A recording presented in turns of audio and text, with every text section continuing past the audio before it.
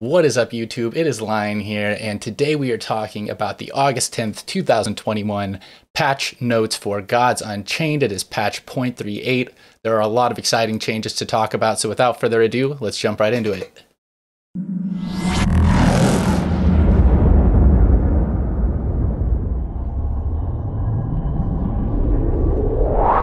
Alright, first let's start with nerfs. The first card on the list here is Sip of Elixir. It is going from ramp 1 and draw 1 down to only ramp 1 for 2 mana while not needing to target a creature. I think that this nerf was a long time coming and has been talked about quite a bit. It is one of the strongest archetypes that is ramp magic, and it is one of the free to play, so core or welcome, which are the only cards that are available to be adjusted. It is a way to, nerf that archetype. So it's something that had to happen. I think that the sentiment that bringing it to 3 mana and keeping the effect as is, conflicting with Mana Toad, does make sense, as Mana Toad's now Light's Leviable and Umber Arrowable, and so changing this to not have to target a creature and the effect to be just ramp does seem like a good change. And I think that we're still going to see it in decks that need to ramp up to 7+ mana. Anyone running Avatar of Magic is probably still going to use this card. But we're gonna have to see how things go with that. The next card on the list is Black Blood Blast. It has been changed to do 8 damage to the caster instead of 5, and other than that, it has been left the same. I think this is going to help aggro decks finish off the kill on Board Wipe Death at 6 and 6.5 mana before they're able to get to their Demogorgons and Apocalypse Now. I'm not sure if it's going to be enough. Board Wipe Death is a pretty strong deck type right now, but I'm definitely looking forward to having a little bit better shot, and let's hope that it is the change that we need to see with the other aggro buffs that we're seeing. Next up is Vrock, and Vrock has had its health reduced from 3 to 2, and I think this change is going to help aggro lists maintain a little bit better board presence against death, and it gives a little bit of a leg up to Light, who's running primarily 2 strength creatures, and Confused Nature, whose tokens like the Eagle have 2 health, and if they take a wrong left turn can be 2 for 1ing yourself into the Vrock. So I think overall that this is another small nerf to death that's going to hopefully help other decks stand a little bit better chance of maintaining the board control that they need to get the job done. All right, next up we have Astric Implosion. Now this is a change that I've been talking about the game needing for a long time. I think everybody's pretty on board with Astric Implosion being changed. They are going to try it this time to move the damage from 5 to 1 creature and 3 to all others to 6 damage to a character and 1 to all others. Now it makes a whole lot more sense than the previously teased change of just increasing Astric Implosion's mana to 7, which basically just made it a worse version of Inferno. This is going to allow Magic to take out a slightly higher health creature and also just deal direct 6 face damage to the opposing god and get rid of a lot of 1 HP units for those hyper aggro lists like Enrage. I think the card definitely needed to be adjusted, and I'm happier to see this type of rework compared to the one we saw last time.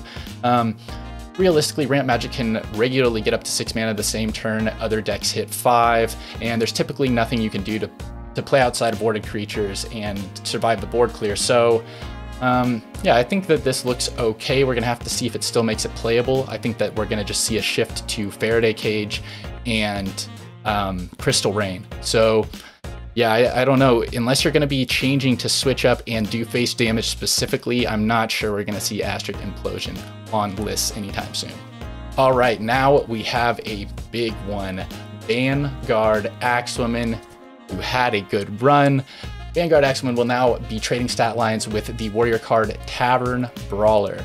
So that is a little bit later in the list, but we're going to probably talk a little bit about it right now.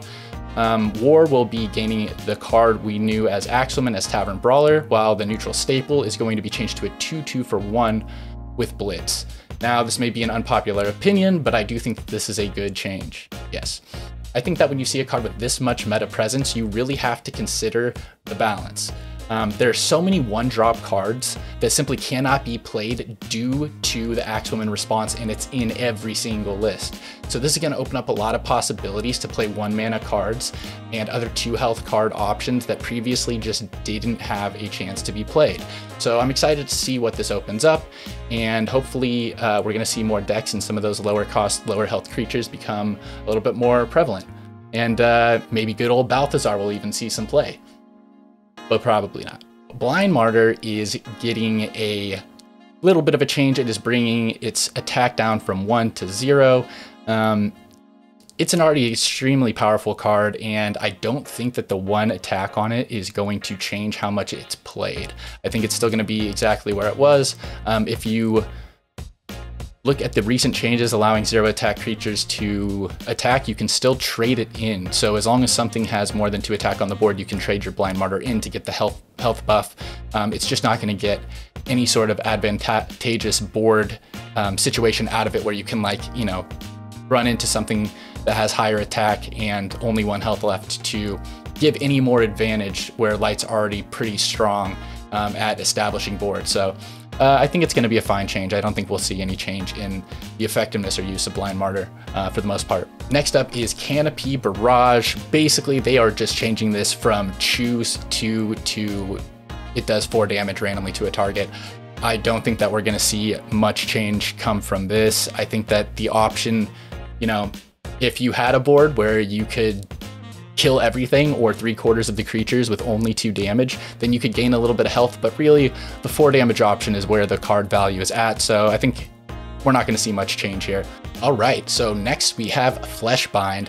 Now, Fleshbind's wording has been changed to destroy one of your creatures, heal your god for its health, and draw a card. As before, it was you would heal for the health and the attack. The wording change was actually confirmed by Video James to not have any change. You can still target, it's not a random creature. And so really all I'm seeing here is there is less potential for crazy heal up situations like the Nether Spawn where you could heal 12 health from it. And it just gives a little bit less benefit when you're targeting something like the Possessed Acolyte. You're only going to get 2 health back instead of 4. So I think it's a good change. We'll see how it plays out.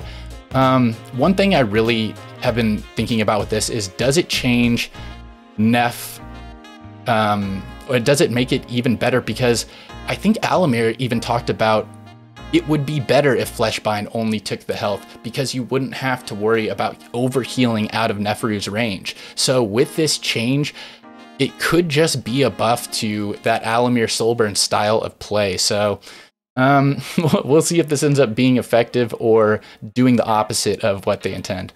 All right, let's move on to buffs. The first card we have on the list is Untamed Regrowth.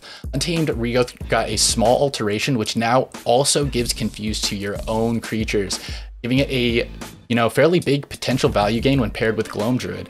It opens up a lot of possibilities to start playing non-confused creatures in a lineup where, you know, the non-confused creature already had a lot of value and you could see maybe putting it in there, but you know, you really want to stick with Confused for Gloam Druid, make sure you get the damage in before you lose the game. Now you really do have the option of taking some cards or even gaining value from something like Pyramid Warden, which was already in a lot of lists anyways. You know, now you can throw this down. Pyramid Warden has Confused. It can get the buff from the Gloam Druid. So I think that it's going to open up some previously unviable tech options for the aggro nature Gloam list, and I'm excited to see what decks come out of it. So Tavern Brawler we had mentioned previously, but I will talk about it a little bit more now. Tavern Brawler is now the new Vanguard Axleman, but only for war, giving the Blitz response board control unit a home with Oros. So this is great for the aggro playstyle war decks, and overall the stat swap between the two cards effectively makes every control deck besides Relic and Onslaught a bit weaker at having more trouble dealing with an established early game board.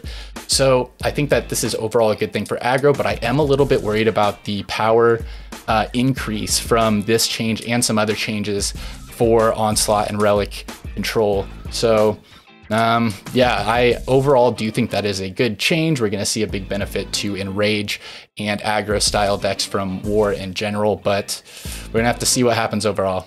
All right, next up is Vicious Rend, and it is getting a slight change to where you can target a character instead of just a creature, meaning you can throw it directly at the opponent's face, and it's not quite Lightning Bolt, but we will take it. Now, one of my favorite changes, and I'm not so sure is going to work out or be popular, but is very exciting, is Overproof Brew. It is getting a massive and much needed rework that's bringing back the essence of the most toxic weekend of ranked gameplay we've ever experienced. And no, I am not talking about the third consecutive weekend that Mirage got 25 wins with Ramp Magic. I am talking about the short but salty Call to Arms buff. Although this bears some resemblance, the new and improved OP Brew is designed with aggro in mind. The new version deals 1 damage to all creatures on the board and then gives your creatures +2 strength and protected. The effect requires creatures to be on the board, and the 1 damage will potentially kill tokens from cards like Wicked Fae and Card Shark, but will also proc and rage style effects for cards like Bear Strider, but most importantly will be a massive combo piece with Tamed Mammoth. That card has the potential to be swinging in for 7 or 8 damage with protected on turn 5. This makes for an absolutely savage top end for those wide statted boards. Specifically after something like a turn 4 Tartessian Pair could be wild. All right, now we have another Oros card. This is Blood Boil Outlaw. Previously, this card was unplayable. It was really just useless to have a 2 health 1 cost creature that needed to attack another creature to trigger its ability. It was the type of card that just got eaten up by Axwoman. And I think that now with the buff, this is precisely the type of card that will be able to see some play and have some benefit. You know, it's going to be pushing a lot of threat here. You do have to remove it, and not having the option for the Axwoman to take it out for free is going to push decks to need to have a solution to this.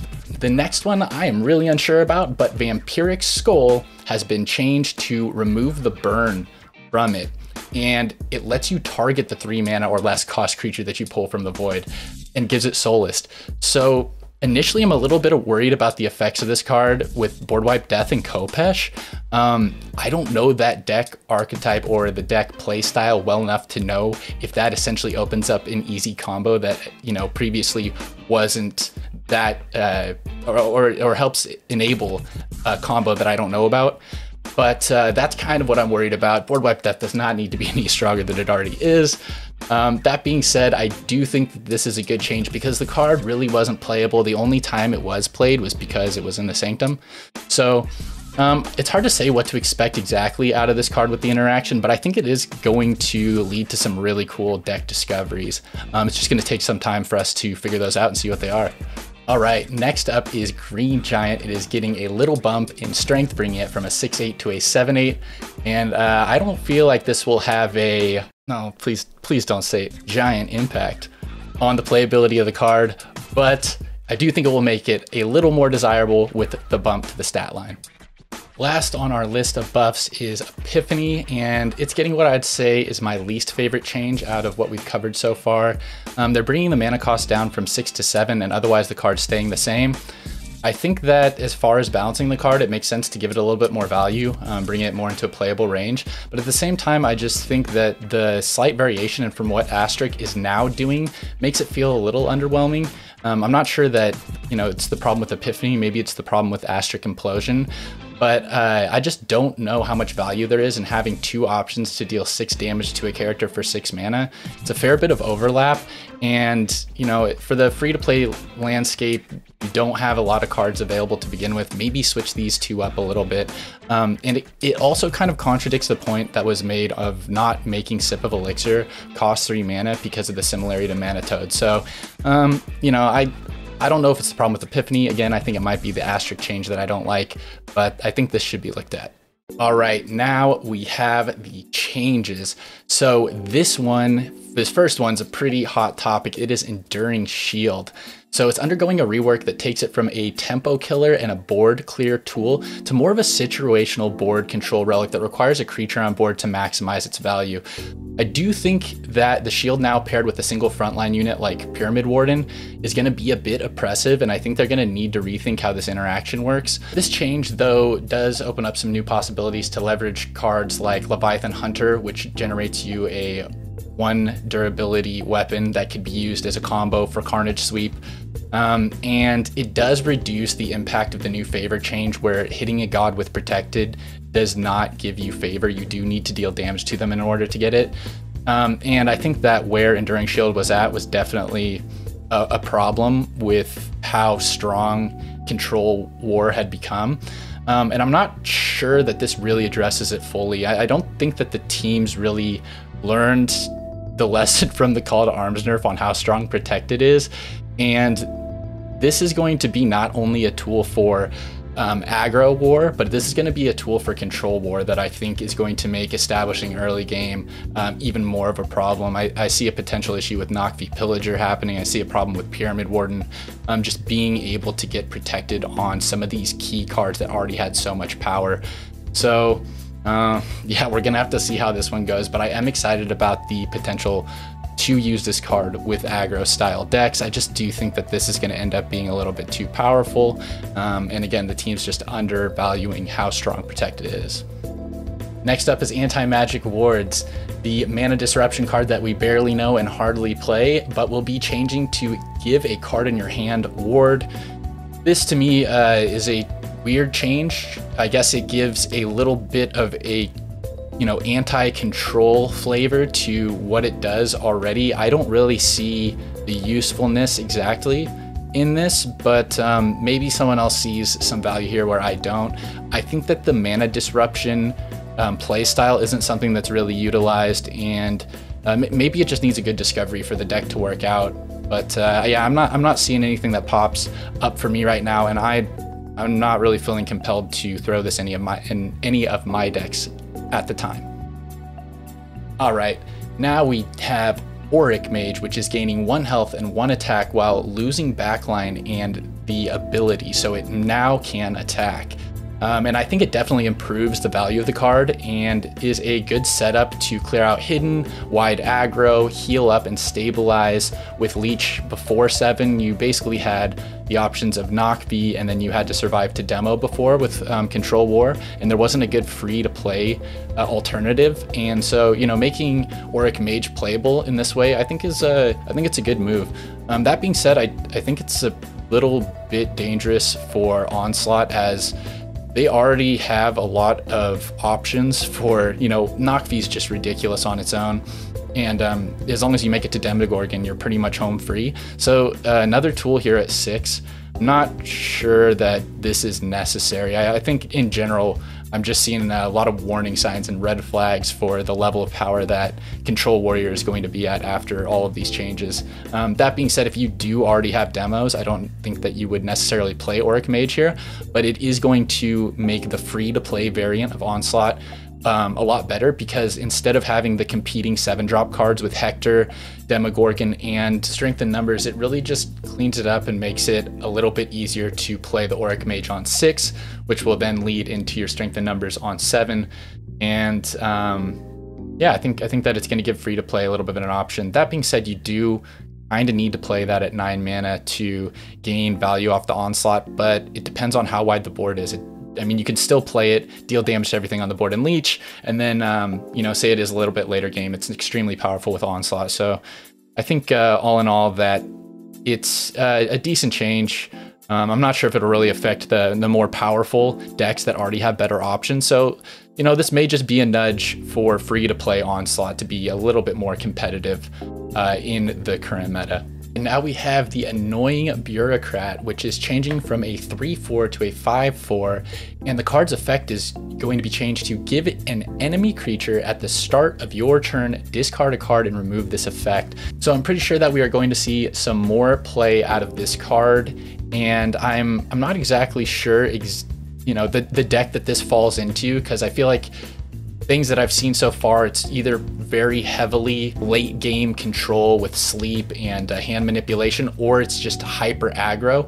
Maybe it could fall somewhere in between, making a deck aside from Atlantean a little bit more viable, like a mid-range type, face damage while also doing a little bit of hand manipulation to remove the opponent's ability to get rid of the threats that you have on the board. So I'm excited to see what turns out from this card. All right, now we have Purification Filter, and Purification Filter is no longer going to be the 3+ strength board wipe that we knew it to be before, but is going to be changed to destroy an enemy creature with 4 or more strength and give +2/+2 to a random friendly creature with the lowest strength. And I think there was some talk about this change being made to give Control Light an option, but I'm kind of feel like the Purification Filter that we saw previously was control light's only viable option because you need some way to clear a board with light. To me, this looks like, I don't know, just too high of a cost for what it does. I guess it specifically kills Demogorgon for 6 mana and then buffs one of your creatures. So there's some value there, but I'm not so sure about this one. We'll see if it gets any play or not. I think that what Purification Filter did before made it a little bit more viable, but I could be wrong here. I really haven't tried the you know, much light control. Yeah, we're gonna have to see what turns out from this one, but I would say not a super huge fan of what I'm seeing so far on this change. All right, and last but not least, we have the Wildfire change. Wildfire has been changed from a control style board clear. It used to do 2 damage to everything on the board, and anything that survived got either burn 1 or confused. And now it is going to be doing 1 damage to the opponent's side of the board and giving +1/+1 in regen to all of your wild creatures. I love this change. I love this card. I am super excited to play test with this and build something, you know, with the Gloam synergy, wild creatures. Yeah, I think that this is going to, you know, essentially give aggro a way to get back on the board. If you're going second as nature against, you know, other aggro decks, you typically just have no way of getting back into the game. And so giving more cards that give you some way to win when you go second is direly needed for aggro decks in the mirror. So yeah, I would say I'm very happy with this change. All right, now we are on to faction tag changes. These are exciting. The following cards and tokens have had their faction change to gain wild. This is the Tainted Treant, the Eagle, the Badger, the Nefarious Briar, Bale Warden Minotaur, Madagmar, and the Oliphant Mount, Archmonian Anteater, and Hyena. I think these are all super interesting and good approaches to adding more synergy, where you're giving new synergistic faction tags to cards that have already been in play. I really would like to see more of this because those are synergies that I feel are a little bit underrepresented. We're not really seeing any top end faction decks being played right now, and I do think that some of these changes could help make them a little bit more viable, which I mean, I just think that everyone can have fun with that type of stuff. I don't know, I used to play Magic the Gathering, and there were, you know, like elves and different decks like that, and goblins. I mean, it's just, you know, it's thematic, it's fun. So I like these changes, and I'm excited to see what decks open up and if we're going to see more changes like this in the future. All right, lastly, we have the Sanctum changes. Now, the Sanctum's been changed up entirely. It was said that they wanted to have the Sanctum be a less impactful part of the game. They're saying they're trying to bring it down to about 5 to 10% impact on the effect of the outcome of the game. And what they've done here is they've removed all of the higher cost cards out of it. Now, straight across the board, we're looking at a range of about 13 to 17 favor for a card here. And the Sanctum is broken down into 5 categories. You have answers, defenders, removal, threats, and value. I'll have a breakdown video that explains the Sanctum in more detail later, but let's just talk about the changes for now. So in answers, there will be Wiccan Trapper, Bronze Servant, Valka's Discovery, and Rune of Life. Defenders will be Shield Maiden, Battle Aurochs, Card Shark, and Rune of Strength. Removal will be Ranger Firstbow, Athenian Archer, Form of Power, and Rune of Fire. Threats is getting Lambasting Wand, Felid Tracker, Enraged Ally, and Tartessian Improviser. And value is getting Vow of Champions, Ambitious Adventurer, Wind Up Roller, and Rune of Sight. Now, I think that all of this together makes it so you cannot rely on the Sanctum for end game answers. And I'm not sure if I feel that that was something that was widely done. Most people were building their answers straight into their deck. I mean, really, the Sanctum has primarily been for when, I guess, to refill some cards if you're out as aggro, or to get an answer for relic removal if you need it. But outside of that, there was just such a randomness to the card cost. You did have the option before of buying low cost favor cards to deny your opponent of them. But before, the way that relic removal was working in the Sanctum, and I don't know if this has fixed it with this patch, is if you bought a relic, you know, removal card out of the Sanctum, it could just put a relic removal card from the Sanctum right back in there. So really, I think that that's the bigger issue. Yeah, I don't know. There's definitely some speculation to be done here. I know Copper Pitch is working on a rune deck, because of all the runes being available here. So we're gonna have to see how things go here, but I really do think that this is going to be a buff in general for aggro decks who generally can generate this favor quickly.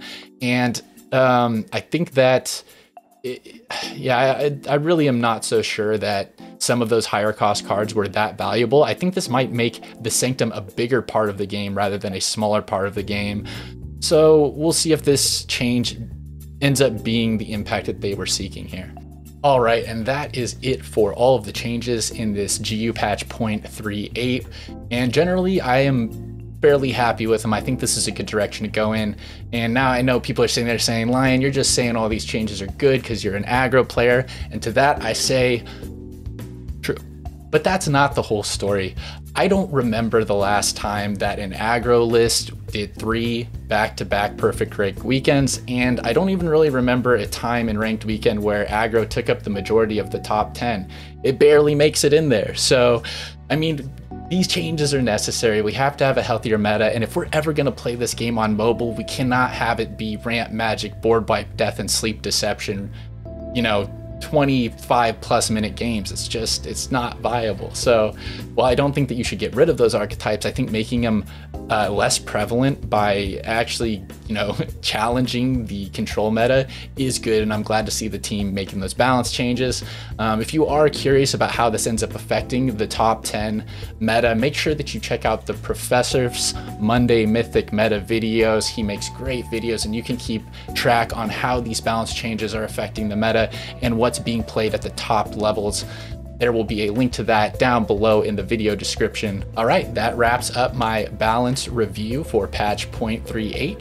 I hope that you liked the video. If you agree, disagree, or have some comments on some changes that I may have misanalyzed or missed completely, please just let me know in the comments down below. And if you want to see more content like this, you know, like, subscribe, share with your friends, throw it on Twitter, all that good stuff.